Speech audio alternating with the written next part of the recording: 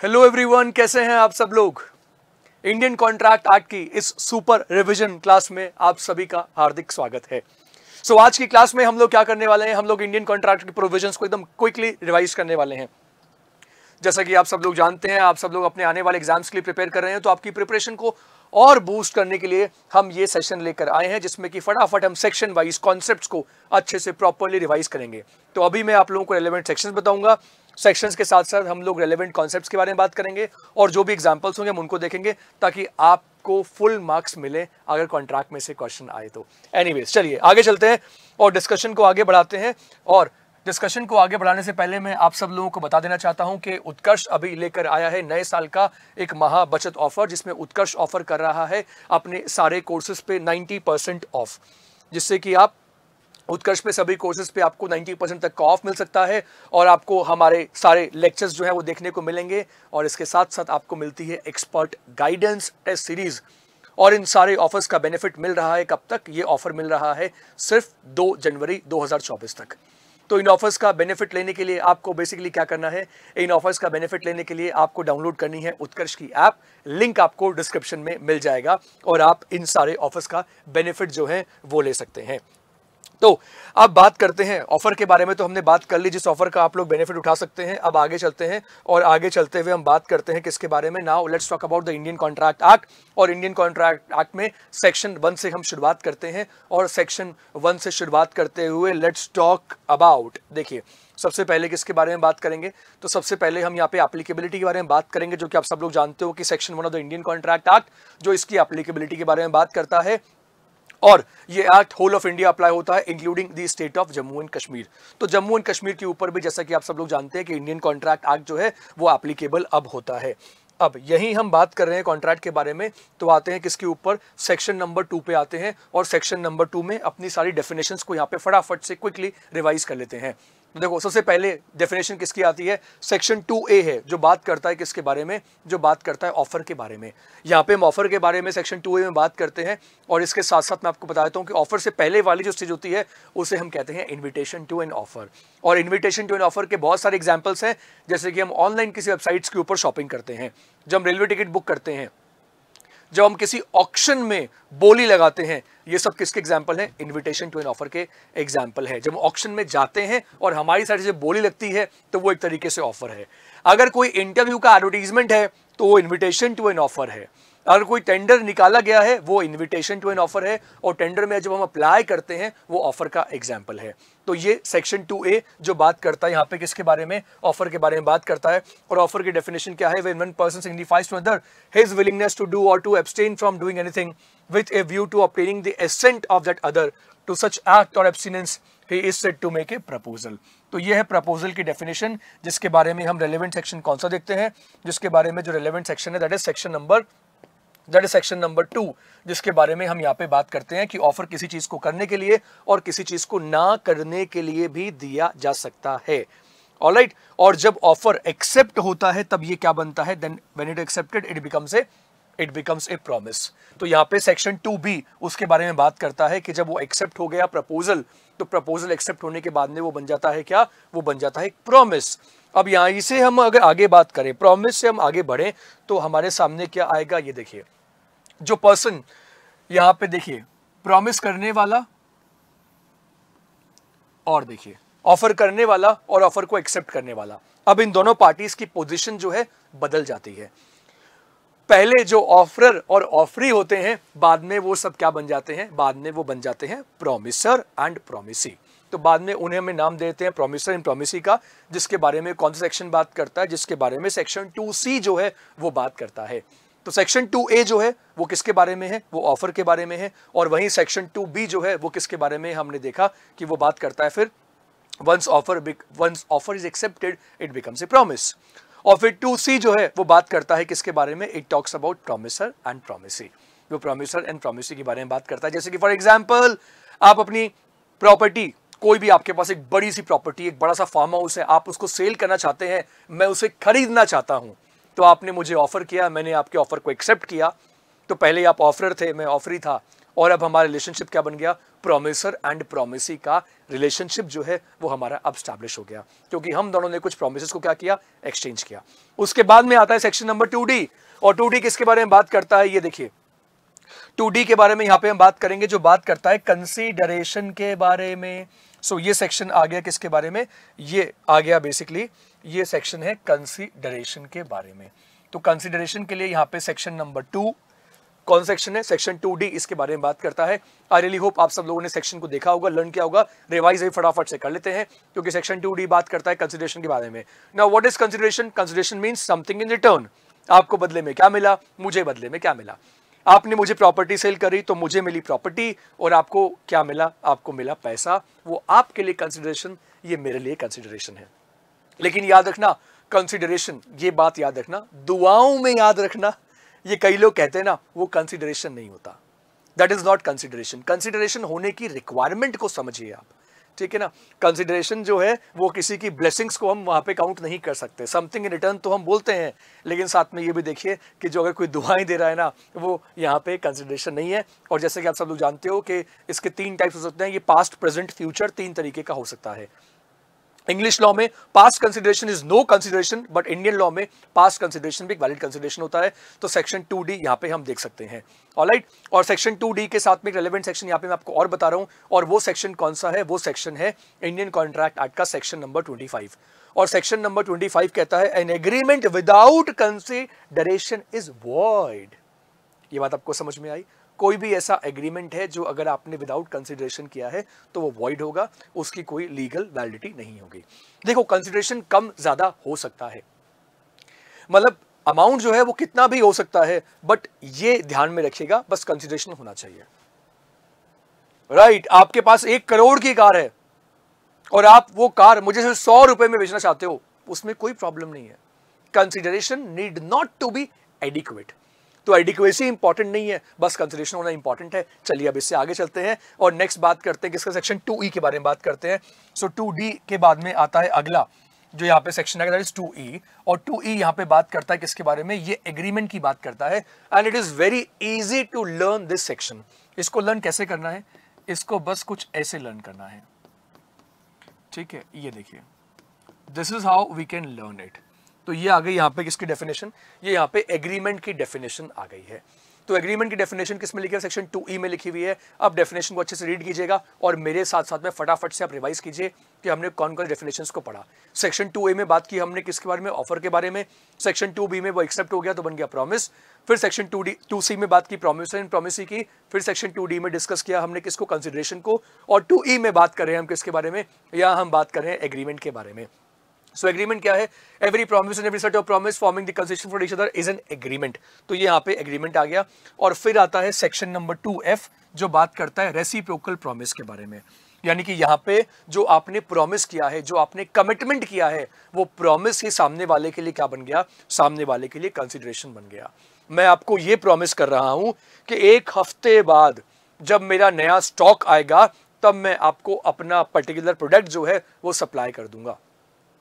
और आप भी मुझे ये प्रॉमिस कर रहे हैं कि आप मुझे 1 हफ्ते बाद या 8 डेज के बाद, 10 डेज के अंदर पेमेंट कर दोगे। तो अभी हमारे बीच में क्या हो रहा है, अभी हमारे बीच में सिर्फ प्रॉमिस एक्सचेंज हो रहे हैं। और ये जो प्रॉमिस एक्सचेंज हो रहे हैं, यहाँ पे मैं जो आपको प्रॉमिस कर रहा हूं और आप जो मुझे प्रॉमिस कर रहे हैं, ये एक दूसरे के लिए क्या बन जाएगा, ये प्रॉमिस ही एक दूसरे के लिए कंसीडरेशन बन जाएगा। तो इसके बारे में बात करता है क्या, रेसिप्रोकल प्रॉमिस। और रेसिप्रोकल प्रॉमिस जो होते हैं वो 3 तरीके के हो सकते हैं, वो इंडिपेंडेंट हो सकते हैं, वो डिपेंडेंट हो सकते हैं, और वो कॉन्करेंट भी हो सकते हैं। So these are 3 types of reciprocal promise. I am sure आप लोगों ने इसको अच्छे से पढ़ा होगा, समझा होगा। ओके, आगे चलते हैं। तो 2A, B, C, D, E, F ये डिस्कस कर लिया। अब बात कर 2G के बारे में, जो बात करता है agreement not enforceable by law is said to be void.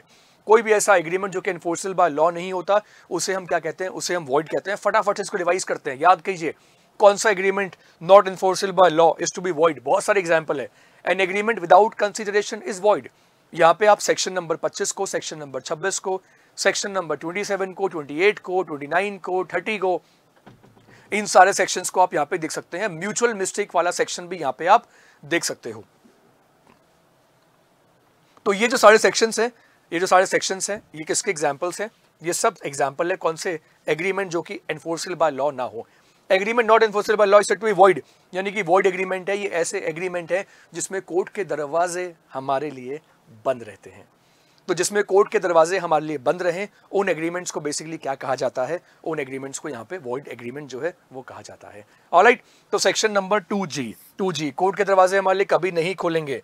और उसके अंदर सेक्शन नंबर 2H जो बोलता है an agreement enforceable by law is a contract. Okay, alright, so वो एग्रीमेंट जो कि क्या हो, एनफोर्सिएबल बाय लॉ हो, उसको हम क्या बोलते हैं, कॉन्ट्रैक्ट। अच्छा, तो पहले नॉट एनफोर्सिएबल है, मतलब कोर्ट के दरवाजे हमारे लिए बंद हैं, तो वो क्या बन गया, वॉइड एग्रीमेंट। अब कोर्ट के दरवाजे अगर हमारे लिए खुले हैं तो वो बन गया वैलिड कॉन्ट्रैक्ट। तो ये 2G और 2H, तो ये अगर आप देखोगे 2G और 2H दोनों में, एक ने कहा कि आप कोर्ट में नहीं जा सकते, दूसरे ने कहा कि जिस एग्रीमेंट में आप कोर्ट में जा सकते हो वो एक वैलिड कॉन्ट्रैक्ट है। तो अल्टीमेटली एक एग्रीमेंट जो है वो आगे चल के क्या बनता है, कॉन्ट्रैक्ट बनता है। और इसीलिए हम कहते हैं कि all contracts are agreements but all agreements are not contracts, right. सारे कॉन्ट्रैक्ट जो होते हैं वो एग्रीमेंट होते हैं, बट सारे एग्रीमेंट कॉन्ट्रैक्ट नहीं होते, क्योंकि ये जरूरी है कि वो एनफोर्सेबल बाय लॉ हो। और उसके लिए हम इंडियन कॉन्ट्रैक्ट एक्ट का एक सेक्शन देखते हैं, दैट इज सेक्शन नंबर 10, जहां पे हम लोग बात करते हैं कि एनफोर्सेबल होने के लिए कौन कौन से एसेंशियल एलिमेंट्स हैं, उन एलिमेंट्स के बारे में भी हम बात करते हैं। और साथ में सेक्शन 11 और सेक्शन 12 को भी देखते हैं। ऑलराइट, आगे चलते हैं। उसके बाद में आता अगला सेक्शन, कौन सा अगला सेक्शन जो यहाँ पे आएगा, that is basically section number 2I, जो बात करता है किसके बारे में, जो बात करता है an agreement which is enforceable by law at the option of one और मोर ऑफ द पार्टीज। अब यहाँ पे क्या होता है, ये होता है बेसिकली वॉइडेबल कॉन्ट्रैक्ट।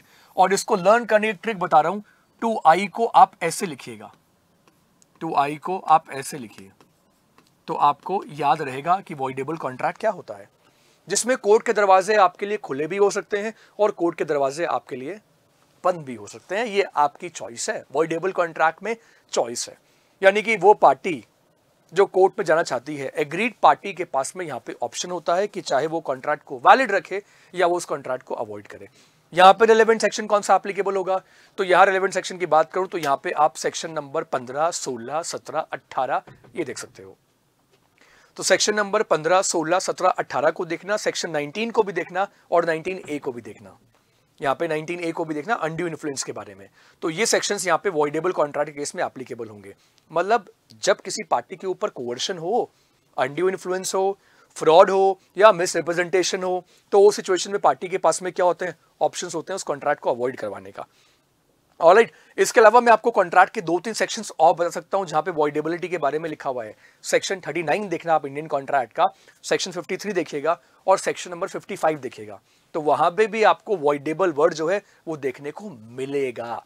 तो वॉइडेबल को सिर्फ आप किससे कनेक्ट मत कीजिए, सिर्फ 15, 16, 17, 18 से ही मत, साथ उनको तो कनेक्ट कीजिए और साथ में सेक्शन नंबर 19 को, 19A को, 39 को, 53, 55 को भी रख के देखिए इसमें साथ में। ऑलराइट, आगे चलते हैं और अब बात करते हैं किसके बारे में। तो ये आ गया हमारा वॉइडेबल कॉन्ट्रैक्ट। तो हमने ABCDEFGHI तक हमने बात कर ली और फिर बात करते हैं किसके बारे में, अब बात करते हैं हमारे वॉइड कॉन्ट्रैक्ट के बारे में। और वॉइड कॉन्ट्रैक्ट एक ऐसा कॉन्ट्रैक्ट होता है जो कि पहले तो वैलिड था लेकिन बाद में क्या बन गया, बाद में वॉइड बन गया। अब यू माइट बी थिंकिंग कि ये वॉइड कैसे बन गया, तो हम इसको ऐसे समझते हैं कि पहले जिसने कॉन्ट्रैक्ट किया था वो कॉन्ट्रैक्ट परफॉर्म करने के लिए तैयार था, लेकिन बाद में उसकी मृत्यु हो गई, डेथ हो गई, देहांत हो गया और इसकी वजह से वो कॉन्ट्रैक्ट को परफॉर्म नहीं कर पा रहा। जिस जगह पर लाइव शो परफॉर्म होने वाला था उस सिटी में अर्थक्वेक आ गया। अर्थक्वेक आने की वजह से सारा का सारा जो ऑडिटोरियम था वो पूरा का पूरा डिस्ट्रॉय हो गया, इसलिए वो कॉन्ट्रैक्ट परफॉर्म नहीं हो सकता।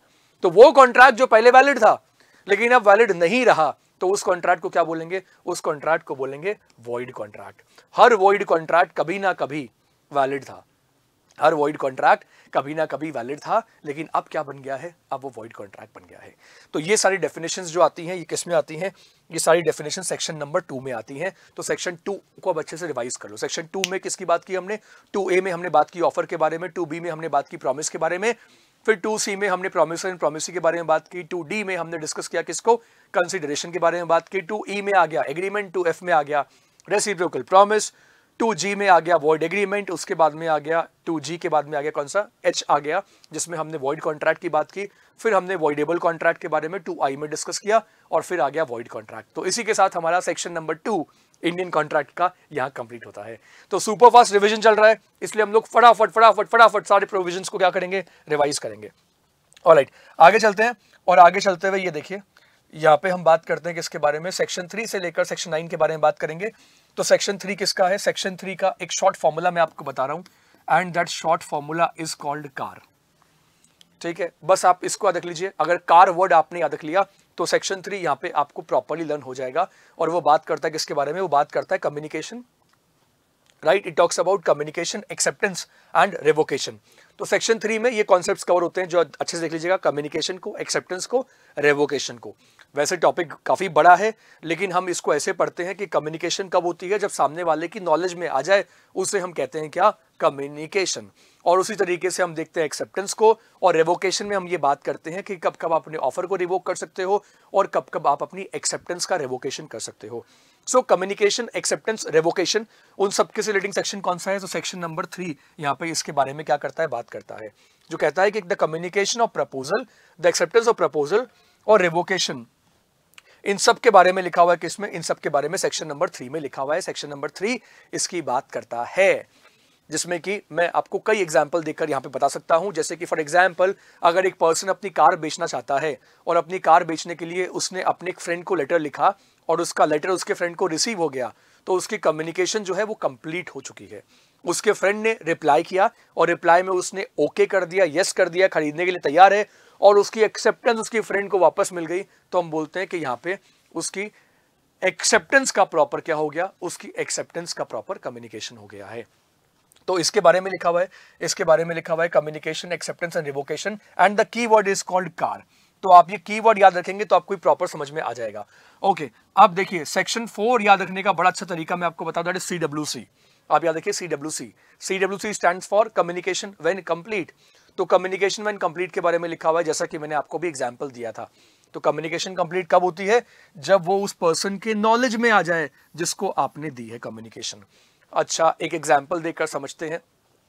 अगर दो लोग एक डिस्टेंस पे खड़े होकर आपस में बात कर रहे हैं, एक छोटी सी नदी है या वी कैन से एक तालाब है, दोनों के बीच में डिस्टेंस है, दोनों के बीच में डिस्टेंस है, एक इस कॉर्नर पे है, दूसरा उस कॉर्नर पे है। लेट्स से कि 30-40 फीट की दोनों के बीच में डिस्टेंस है।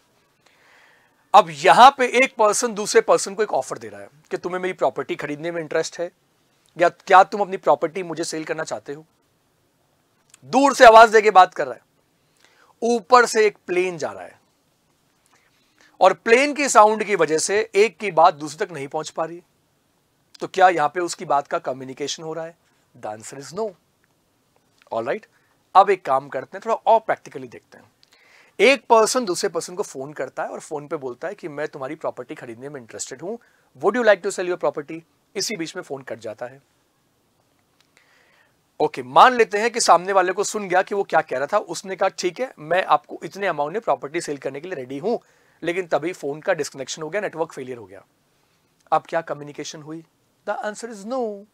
इस केस में कोई भी कम्युनिकेशन नहीं हुई। So the point is communication when complete. तो यहां पे हम ये देखते हैं कि कब होती है complete? When it comes to the knowledge of the person to whom it is made, the communication acceptance is complete. तो इसके बारे में सारी बातें किसमें लिखी हुई है? इन्हीं सब के बारे में बात करता है ये हमारा रिलेवेंट सेक्शन। ये हमारा रिलेवेंट सेक्शन बात करता है। इसके इलस्ट्रेशंस को अगर आप लोगों ने नहीं देखा है तो इलस्ट्रेशंस को अच्छे से रीड कर लीजिएगा, ये आपको काफी हेल्प करेंगी इस प्रोविजन को समझने में। अब अगर मैं इससे आगे चलूं, राइट, इससे आगे चल के और हम बात करते हैं किसके बारे में? Now let's move to section जो बात करता है revocation of proposal and acceptance. तो रेवोकेशन के जो सारे प्रोविजंस हैं, ठीक है, जिसे हम नाम देते हैं क्या? जिसे हम RPA का नाम देते हैं। रेवोकेशन किसका? प्रपोजल का एंड एक्सेप्टेंस का। तो पहले हमने क्या पढ़ा? पहले हमने कार पढ़ा, CWC के बारे में हमने बात करी। हम बात करेंगे अब RPA, जो बात करता है revocation of proposal and acceptance, इनके बारे में बात करता है। और यहाँ पे हमें मेनली ये देखना होता है कि सेक्शन 6 हमें ये बताता है कि रेवोकेशन जो है हाउ मेड, आप रेवोकेशन कैसे कर सकते हो। तो उसके बारे में यहाँ पे जो रेलेवेंट सेक्शन है वो सेक्शन कौन सा है? वो सेक्शन है सेक्शन नंबर 6, जो बात करता है रेवोकेशन हाउ मेड। तो कई लोग मुझसे पूछते हैं कि सर रेवोकेशन कैसे हो सकता है। पहली बात तो मैं आपको ये बता देता हूं कि कॉन्सेप्ट कहता क्या है। एक ऑफर मैंने किसी को किया है और मैं ये चाहता हूं कि ये ऑफर जो है ये मैं वापस ले लूं, क्योंकि अगर मैंने ये ऑफर वापस नहीं लिया और उसने अगर अपनी एक्सेप्टेंस को पोस्ट कर दिया तो उसके बाद मैं बाउंड हो जाऊंगा। ये बात अगर आप लोगों को नहीं पता तो आप लोगों को पता होनी चाहिए। आई एम वेरी श्योर कि आप लोगों को इतना बेसिक कॉन्सेप्ट पता होगा कि अगर आपने किसी को ऑफर दिया है और उसने अपने ऑफर के रिप्लाई में अगर अपनी एक्सेप्टेंस को पोस्ट कर दिया, तो जैसे ही पोस्ट किया वैसे ही कॉन्ट्रैक्ट फॉर्मेशन हो गया। जैसे ही एक्सेप्टेंस उसके बियॉन्ड द कंट्रोल चली गई, तो बियॉन्ड द कंट्रोल चल जाते ही हम क्या बोलते हैं कि कॉन्ट्रैक्ट जो है वो यहाँ पे एस्टैब्लिश हो गया है। इसलिए that is why it is very important कि अगर आपको अपने ऑफर को रिवोक करना है तो आप रिवोकेशन जो है वो आप पहले ही कर लीजिए। ठीक है, इससे पहले कि वो अपनी एक्सेप्टेंस दे, यू नीड टू रिवोक। इससे पहले कि वो अपनी एक्सेप्टेंस दे आप उसको रिवोक कर सकते हो, या इससे पहले कि उसकी एक्सेप्टेंस आप तक पहुंचे वो अपनी एक्सेप्टेंस का भी रिवोकेशन कर सकता है। तो रेवोकेशन हाउ मेड, इसके बारे में बात करता है रिलेवेंट सेक्शन कौन सा, इसके बारे में सेक्शन 6 बात करता है। सेक्शन 6 बात करता है। आई एम वेरी श्योर कि अभी तक जितने भी सेक्शंस हम लोगों ने पढ़े हैं, आप लोगों को सारे सेक्शन जो है वो अच्छे से प्रॉपर्ली लर्न हो रहे हैं।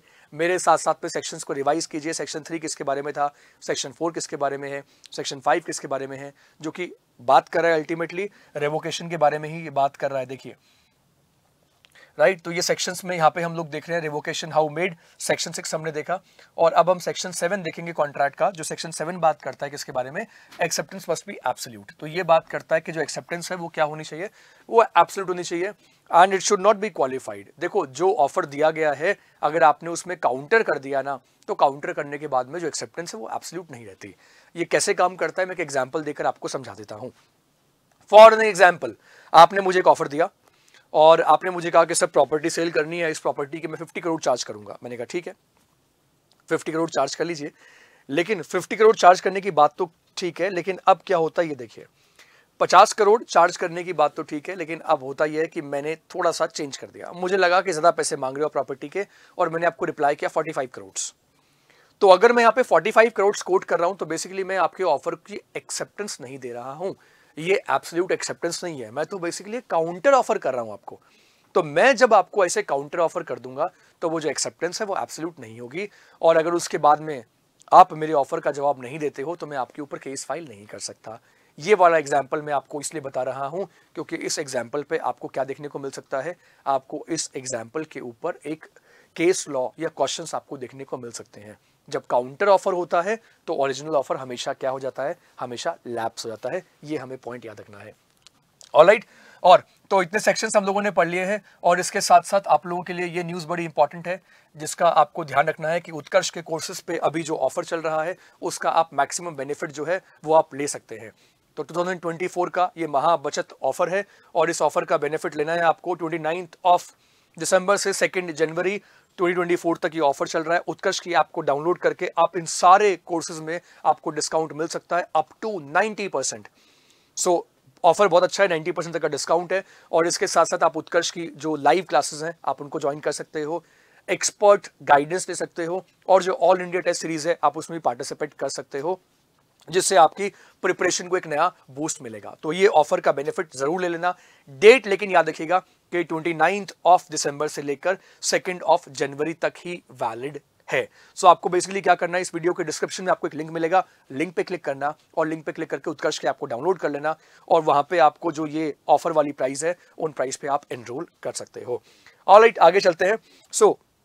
आगे चलते हैं, और हम लोगों ने अब तक डिस्कस कर लिया किसके बारे में। आगे बढ़ते हुए हमने बात कर ली यहाँ पे सेक्शन 7 के बारे में बात कर ली, जिसमें हमने एक्सेप्टेंस के बारे में बात की कि एक्सेप्टेंस क्या होनी चाहिए, that should be absolute. Section 6 को बात किया, और अब आते हैं किसके बारे में, सेक्शन 8 के बारे में बात करते हैं। और सेक्शन 8 कहता है कि एक्सेप्टेंस जो है वो कैसे दी जा सकती है, एक्सेप्टेंस बाय परफॉर्मिंग कंडीशंस और रिसीविंग कंसिडरेशन।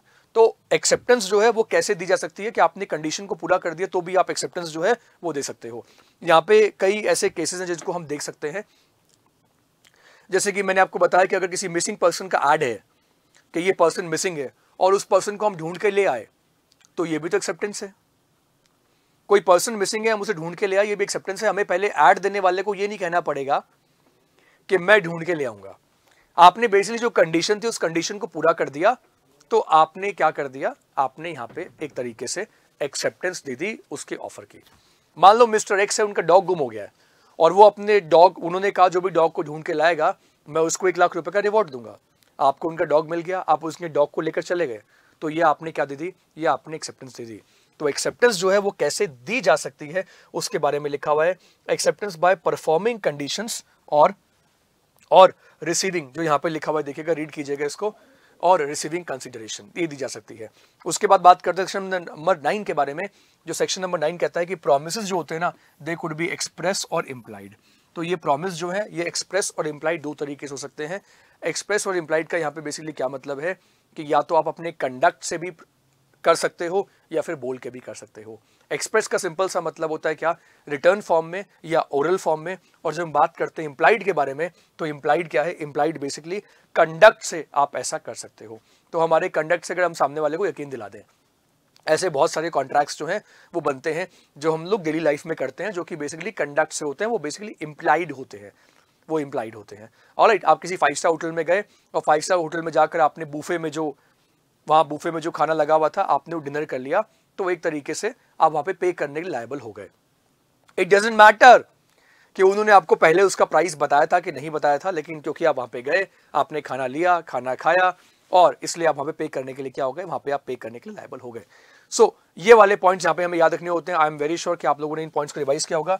और अब बात करते हैं किसके बारे में, now let's talk about section number, उसके बाद में हम लोग सेक्शन नंबर 10 के बारे में भी बात कर लेंगे। सेक्शन नंबर 9 तक हमने यहाँ पे प्रॉपर रिवीजन जो है वो कर लिया है। आई एम श्योर कि सेक्शन नंबर 9 तक आपको कोई डाउट की कंफ्यूजन नहीं होगा, क्योंकि ये एक सुपर फास्ट क्विक रिवीजन है और हमारा पर्पस अभी कॉन्सेप्ट से ज्यादा सेक्शन नंबर और उनके कॉन्सेप्ट्स को रिवाइज करने के ऊपर है।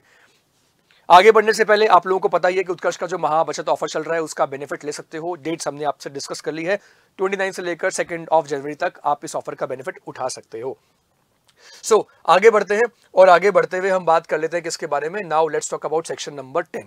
और सेक्शन नंबर 10 बताता है कि कौन कौन से एग्रीमेंट है जो कॉन्ट्रैक्ट होते हैं। अब यहाँ पे हमें ध्यान रखना होता है कि एग्रीमेंट ये है और कॉन्ट्रैक्ट ये है। So every contract is an agreement, but every agreement is not a contract.